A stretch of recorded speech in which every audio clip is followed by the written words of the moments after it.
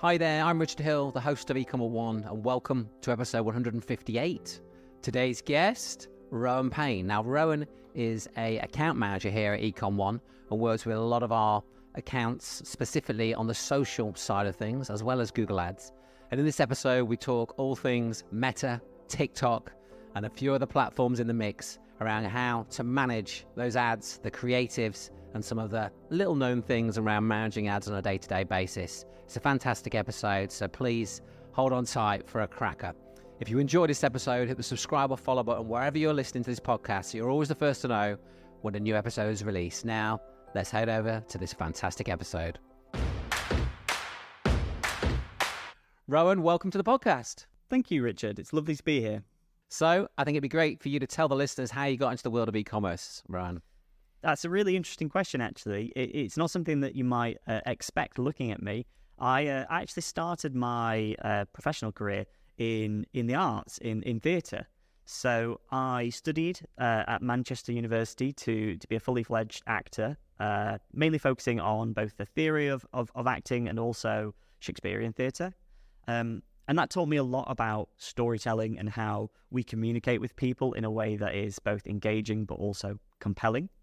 And kind of leaving that industry and spreading my wings and figuring out what I wanted to do with my life in a more of a professional sense, I got the feeling that there were a lot of things that I'd learned that could be utilized in marketing. As I'm sure you know, marketing is little more than communicating with a person and getting them on board with the ideas that you're presenting.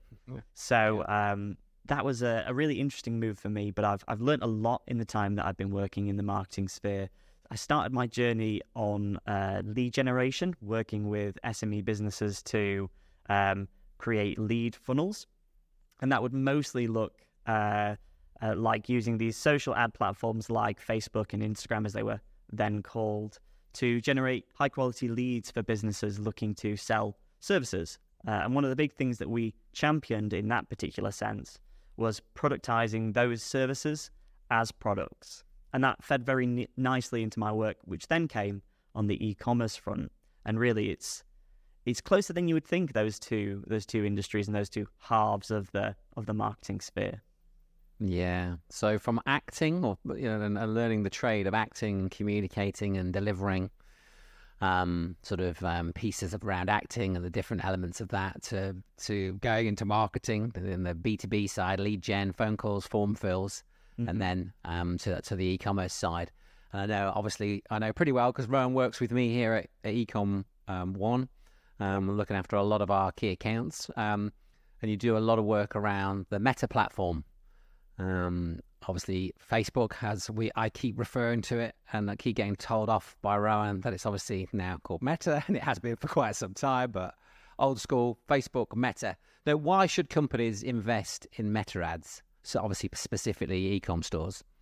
There are 1,000 reasons why a company might want to invest in a platform like Meta, or even other social platforms like X, TikTok, or even Snapchat.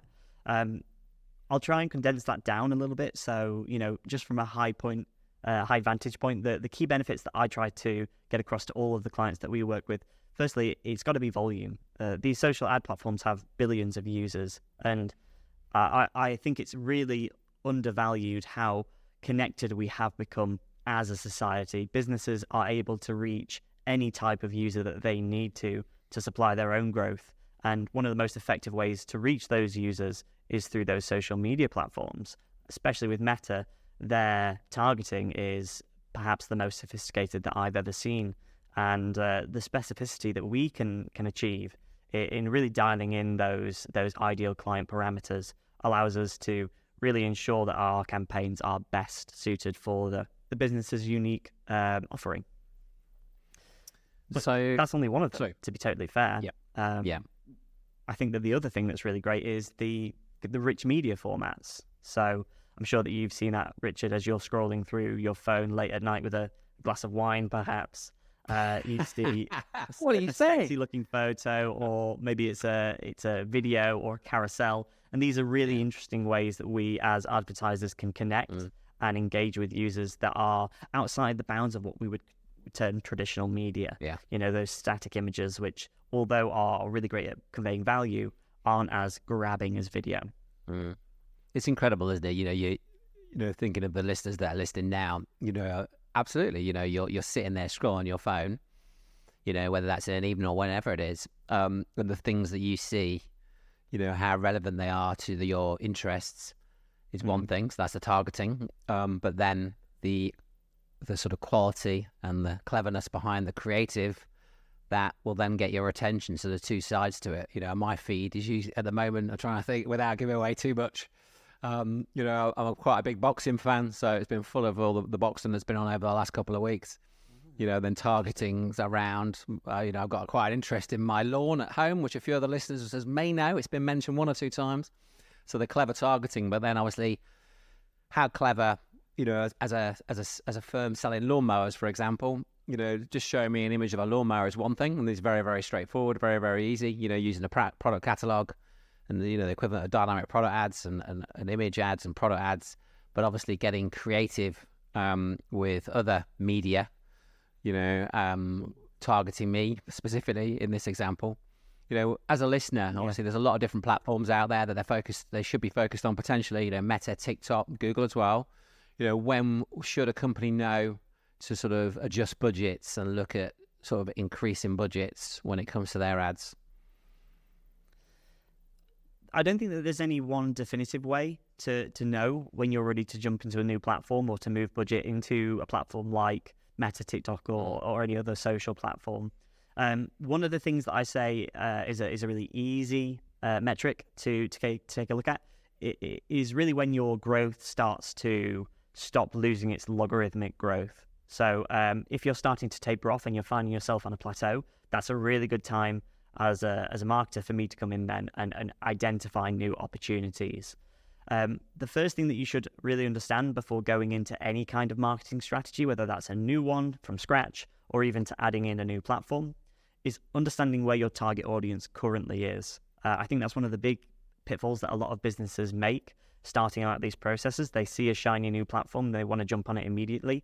But if your audience isn't already there, it's going to be really hard for you to create campaigns that are effective at generating the results that you're looking for. So, doing that research, taking a look at those platforms' demographics and seeing where your ideal audience would lie is a really great way to ensure that you're pushing in the right direction for your company.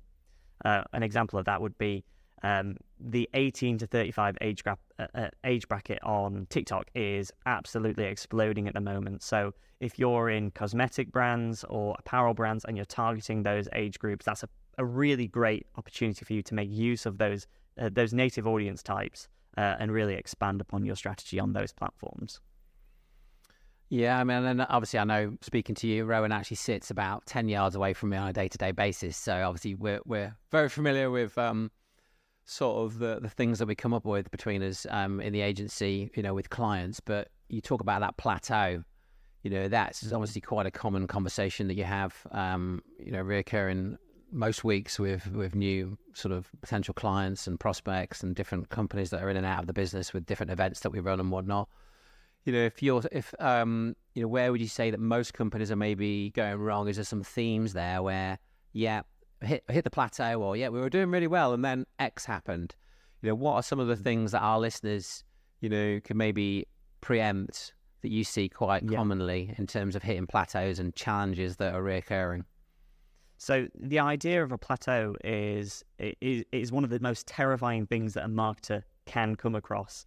I like to call it the triangle of death, where something is just good enough for you to not want to change it, but not good enough for you to be happy with the results.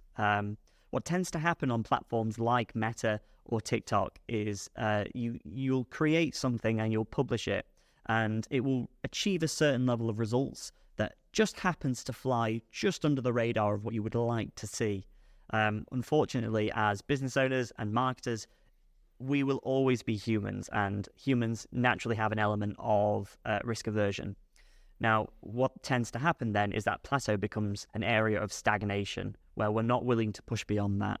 One of the big things that companies can do to avoid that pit is to have a really clear line of improvement and optimization that will kind of be laid out at the start of a project. So before even ads are launched, I want to know what the next 3 months of optimizations would look like. Now, that being said, those plans may change and we may have a different view as to what success looks like in a month's time. And if that is the case, then by all means, we can tweak and improve. But even knowing that in month 1, we're focusing on imagery, in month 2, we're focusing on creative and content, gives us a really good basis for us to start pushing beyond that triangle of despair and reaching true success for those businesses. Yeah. What would you say about having a percentage of budget for sort of more sort of probably risky is a bit of a stretch, but having a firm percentage of budget that is used to test more risky, whether that's risky ideas, creatives, targeting. What would you say to that? It's really hard to give you a number. I think each business has a different number that it directly corresponds to the decision makers' aversion to risk. You have some people who are willing to go out there and put everything on the table and see what works. And there are some people who maybe have been running adverts for a year or two. They have a sense of what their audience responds to and really aren't looking to move beyond that. I think a good benchmark, if you're kind of coming into this blind and you want to know what industry standards are, I like to dedicate 70% of my budget to the everyday working campaigns that are there generating results consistently for our clients. A further 20% of budgets go to the campaigns that are there to support those. So those might be awareness or remarketing campaigns that are ensuring that that bulk 70 isn't falling into any kind of limited learning pit. Yeah. Then we have 10%, and really that's my have fun 10%. I like to put things on the account that I'm not sure of. I want to see creatives that go beyond the limits of what technically would be considered best practice, just to see if we can find things that could potentially be an opportunity for our clients. And our clients are always really excited about the new possibilities that we come to them with. So 70, 20, 10. I like that a lot. Obviously, it's something we've talked about a lot in the agency. But I think, well, I know that, as you say, there's clients and stores just hit that plateau because they're not trying things. They're sort of a set and forget mentality, a bit like the Google Ads days sort of thing. It was a big thing. A lot more automation coming into play across all platforms, particularly, everything really. But if you're setting and forgetting, ultimately the competitors, you've got a level playing field, which we talk about quite a lot.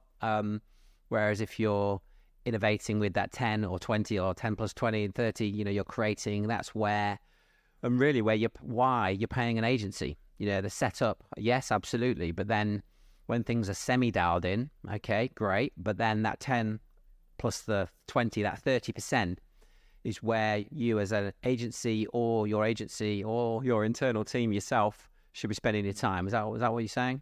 That's pretty much what I'm saying. And that's the ideal, that's down the line when you're optimized out of the wazoo and you're happy with the results.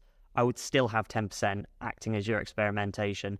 If you're coming into this blind and you've never run an advert before, I wouldn't jump straight into that. I would say, throw everything at the wall and see what sticks. Don't have any assumptions over what you assume your clients will respond to, because more often than not, Facebook or Meta will prove you wrong. So the best way to approach this new project, I would say, is to try between 5 to 7 completely different ideas. Leave them running for at least 2 weeks to get a sense of how those campaigns are optimizing themselves. And where you see the results, run with those. Yeah, no, I like that a lot.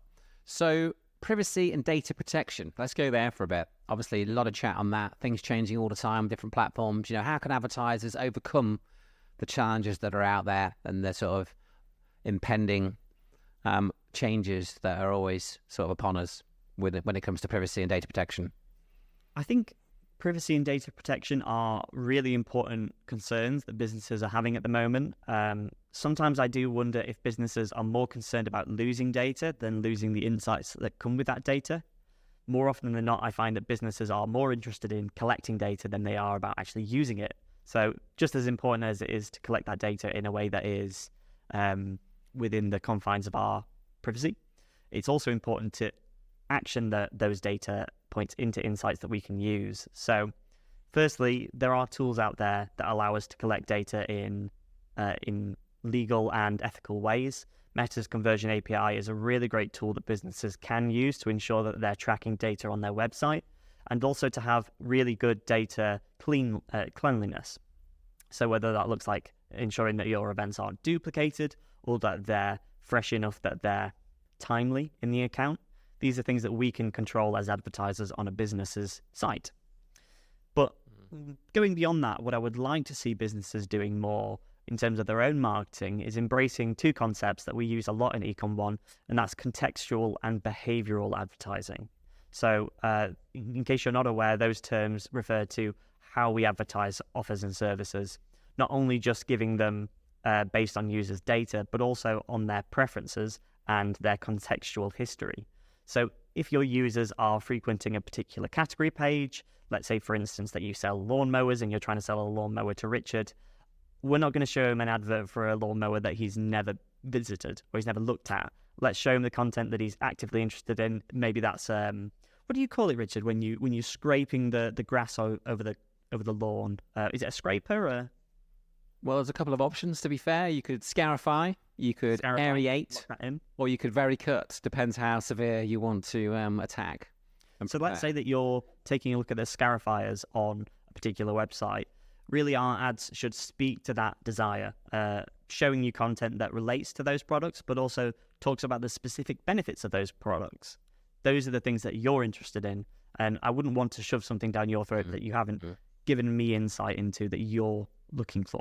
I just wanted to introduce you very quickly to our sponsors, Pricing. Now, Pricing is a competitive price tracking and monitoring software that can dynamically change a product's prices on all sales channels. They work with brands such as Samsung, Sony, Suzuki to increase their online revenue. Now, if you run Google Shopping, which I know a lot of you absolutely do, this software is absolutely key to accelerating profits. One of the reasons I recommend Pricing to my clients is because you can find out your competitors' pricing and stock availability all in one simple to understand dashboard, giving you a huge competitive advantage. Now, if you have any inquiries and questions about this software, or you're ready to get cracking, we have worked out a very, very special deal for our listeners where you can get a free month's trial and then 25% off for the first 3 months. Head to ecom1.com pricing and complete the inquiry form, and we will connect our listeners to the Pricing team. Right, let's head straight back to the episode. So let's move on a little bit then. So obviously, as you know, and I think a few other listeners will know, we've moved into new premises in the last sort of month or so. Yeah. And we've bought a few things, let's be fair, to kit out our new place. And a couple of the sites that we've come across online, and on our sort of shopping spree, if you like, have enabled me to, and some of the team, to sort of picture some of the things that we were looking to buy and have bought in our own environment. So what I'm referring to, we bought a few little bits of sort of artwork and some nice prints and various pictures and whatnot. Now, a couple of the sites have given me the facility to take that picture and see it within the different offices here that we wanted to place it, whether that's in the studio or in the studio I'm in now. We've got 2 studios here that we use. And that has really helped me sort of to really make some decisions on some of the things we're going to buy. Now, in terms of our sort of listeners, how can they sort of potentially take sort of augmented and virtual reality, which is what I'm talking about. That's the next level really, to sort of improve their ads, to improve, ideally, obviously, their conversions and their commercials of their ad side of the business. So yeah, you're entirely right. Augmented and virtual reality are 2 really interesting concepts that are starting to become more and more utilized in marketing campaigns. As concepts, they have been around for a while now. We've seen them being used on platforms like Snapchat and TikTok to create virtual try-ons.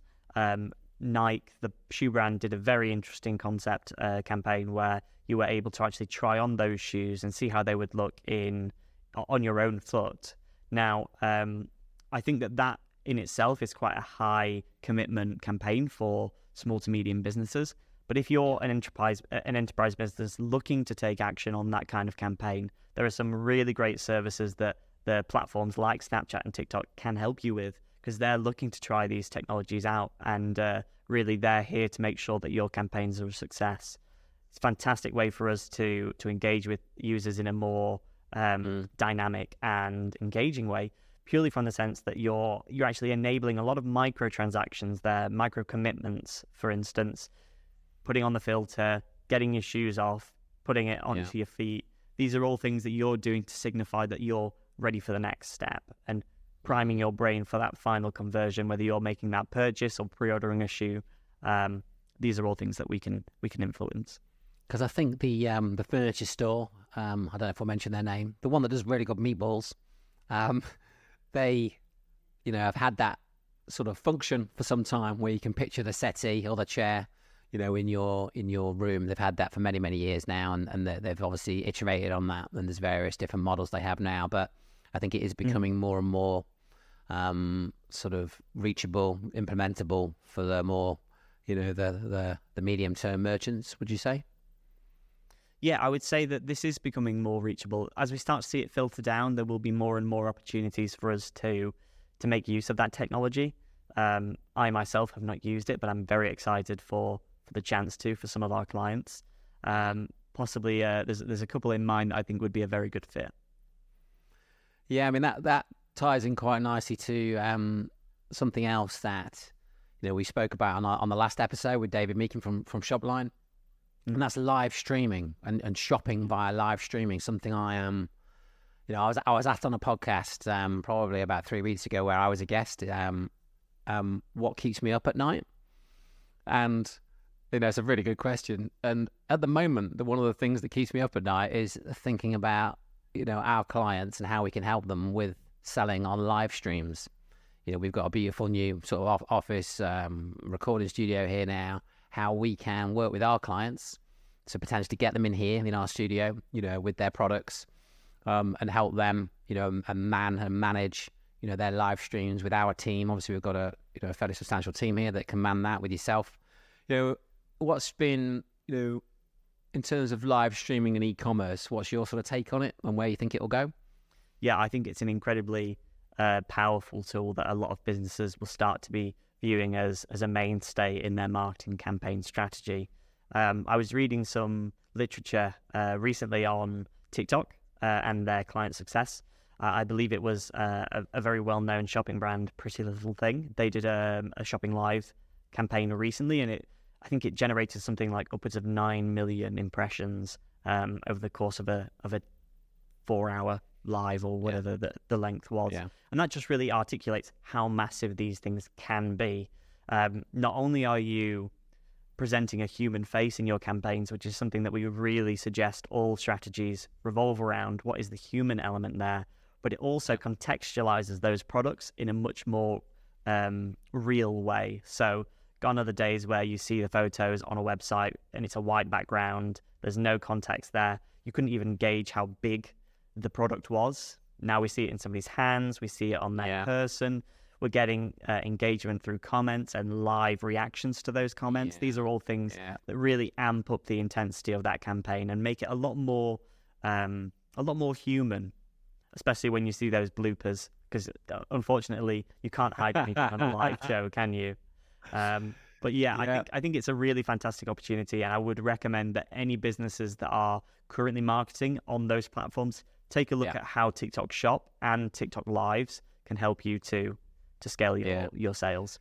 I think what I'm going to do, I'm going to put it out there on this episode that obviously this is a something that we're exploring in the agency. We've got somebody else just joined us in the business that's going to be helping us with this side of our business. And in a few months' time, we're going to be launching Lives as a service to clients and people that are interested. So if you listen to this podcast right now and you're interested in doing live selling via Lives with your products, reach out to me, Richard at ecom1.com, and we'll see if we can work out something phenomenal for you where you might be on one of our first clients, customers, guinea pigs even, where we manage your lives with our team, managing everything we just talked about.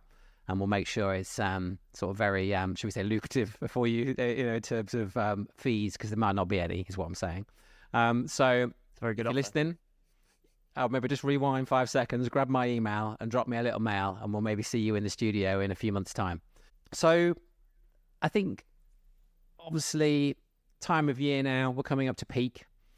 peak season for, the majority or a lot of eCom. Obviously, that's quite a broad stroke. That's not technically true, but, obviously we're coming into Black Friday, in a couple of months, depending on when you're listening to this, but we're sort of at the back quarter of 2023. And obviously making sure that the commercials around managing your ads, and say specifically meta ads, we want to make sure that our listeners are minimizing sort of potential risk of losing, margin and losing, and having poor ROAS and poor return. What would you say to companies about sort of minimizing risk and losing money over the busy period that is upon us? So I would say that the biggest risk that businesses face with regards to social advertising is poorly planned campaigns. Campaigns left unchecked can become money pits and time sinks. Trying to get a poor performing campaign back up and running is always going to be harder than it is to plan those campaigns and set them off with the right step. So the first thing that I would ensure that all businesses are doing at this point in the year, in the lead up to Black Friday sales or Cyber Monday sales, is ensuring that your tracking is properly configured for your website. It's really easy to do. It's a half an hour job to go through that website and make sure that everything's properly firing. I'd also really recommend that you complete a test purchase to ensure that the data pulled from that purchase is accurate to the information that you're seeing on the events dashboard. So I want to make sure that that conversion value is correct, whether that's including or excluding VAT, tax, or whatever. And I'd also ensure that your currency code is correct, because that's a stumbling block that a lot of businesses come up against in those big sales. Secondly, I would ensure that what you're doing is firmly grounded in data. So any sale, any offer should at least have 2 or 3 weeks of prior testing and trialing to ensure that you've got the right creative and the right content to make the most of that sale. It only comes once a year, so ensuring that it's optimized is the best way to go about that. Yeah. There are a few other bits that I will just quickly mention. Firstly, making sure that your messaging is consistent. Big pitfall here, people have a 15% Black Friday offer. They click the ad that says 15%, it goes to the website and suddenly it's 10%. Well, as a user, that just makes me feel like there's no trust, I'm not appreciated, and frankly, I'm not completing a purchase on that transaction. I mean, would you, Richard? No, absolutely not. No, definitely not. No. So, yeah, I mean, the tracking, it still amazes me. We've been doing this, the agency is obviously 20 odd years I've been in this game, and tracking, it's literally, we have somebody in this business that is full-time fixing tracking. I mean, it begs belief, really, and people coming to us that are doing, scraping 10 million plus, no problem, with the tracking not working properly. So, I would suggest, a tracking audit, maybe. Like you say, there's a few things there, good. From basics to having the wrong currency to certain events not firing. You're running remarketing. If your tracking is not working, you can't run any ads in reality and get true data without that tracking piece. So it might be a case of half a day's work somewhere, internally, do an audit, reach out to the platforms. Some of them may help you. Obviously, we can help you. Reach out to Rowan, but it is very typical. So when you're managing whatever budgets you're managing out there, 5, 10, 50 grand a month, if the tracking's out, clearly you're going to have some major problems, especially around peak, where that extra 5% might be when you're sitting there in January looking at, paying all those invoices from suppliers that are the 30, 60 days, and that 5% makes all the difference, sort of thing, which is normally where it can really be out does. quite. Yeah. It reminds me of a client story that I had earlier this year, where we weren't running their adverts for Meta, but they were experiencing discrepancies on conversion value. And I was called late one night in a bit of a frantic state. He was very concerned that the numbers that he was seeing on Meta were in no way close to the numbers that he was seeing on his website's back end. So we took the time and we went through the tracking, and we quickly saw that what was happening is that conversions were being tracked not at checkout completion, but instead at add to basket. Now, that's a huge error that could be incredibly difficult to overcome in a Meta ad account. The lucky thing is that we were able to get in there, we were able to rectify the issue quickly. And since that point, they've managed to grow their revenue on Meta by 100%, so effectively doubling their revenue. So tracking, guys, get it audited, get it checked. So, future trends. So, obviously, lots of chatter out there about different things. Well, what would you say to our listeners about preparing for things that you feel are coming down the pipeline, say with Meta ads over this next sort of 6-12 months? Sure thing. I mean, I think we all have a rough idea of what's happening. AI is taking over the world, and I, for one, am excited to welcome our new robotic overlords. Hey! What that means for Meta, well, there are new innovations every day coming out that allow us to create really intelligent and dynamic campaigns. So whether that's the Advantage Plus campaign or the dynamic product ads, they are concepts that have been around for a while, but they're getting stronger and stronger by a day. When they first came out, I was hesitant, and I personally waited a little while before trying those campaigns. But I can fully say that those campaigns are some of the strongest ones that I have in my arsenal now. And it's very unlikely that I would be running a fully fledged strategy without some form of dynamic content. The benefit there is that these platforms that have these huge reserves of information are allowed and able to better structure campaigns for individuals' user preference. And that goes beyond just what do they like to click on, but also what kind of tone do they appreciate being spoken to, and what kind of imagery resonates best with them. Those are really great tools that we can use to ensure that our campaigns are best suited to the vast majority of people on these platforms. There is one other thing that I'm really excited for, and that's Threads. Richard, are you on Threads? No, I'm not on Threads. Well, you're getting left behind. So Threads is the newly launched platform by Meta, which is essentially a stand-in for X's functionality. I see it, it is very much in its early stages, but I do see it having some really interesting possibilities for what that means for marketing, combining Meta's incredible data resources with Twitter's very fast content cycle, allowing us to possibly break into new markets. Yeah. So I guess what you're saying there, then, a couple of things that I think, going back to that 70-20-10, we're testing some of the new things that come along. Clubhouse Clubhouse, wasn't it? Came along, was that 18 months ago? Everyone's all over it. We're not hearing anything about that. Doesn't mean you were maybe wrong, definitely not, adopting, trying, testing in the moment. That sort of, maybe, was it a 6-week blip? Maybe, I'm not sure. I'm probably talking out of turn a little bit because I didn't get involved with that one personally. And I don't think we did as an agency, but obviously testing, I know for a fact, obviously we've had conversations maybe 3 months ago. I got my timeline slightly off, where you've built out a Threads account for one of our sort of outdoor brands that we represent, and obviously testing various things. And I think that's the key takeaway, isn't it? Testing that. Is it 10% of time, 5% of budget, whatever it may be? Obviously it varies from client to client, but then the AI side, we talk about embracing AI, and I know that's something that we've got a lot of things going on across fully the agency departmentally, whether that's ads, content, etc. So yeah, interesting times, isn't it, where we'll sit here and probably do a podcast with an augmented AI member of the team, maybe. I don't know, is that a thing? You never know, maybe we're already doing it. Who knows, eh? Am I really here? Are any of us really here? It's a good question. So tools, you've touched on the platforms and how, the sort of AI and the different types of ads that you can create, and using the tools within the platforms. That's great. Are there any other tools you would recommend specifically for social ads, for example, to help create, manage? Yeah, I think it's a difficult question because everybody's process is slightly different. I personally use a combination of 5 or 6 different design tools to create my adverts.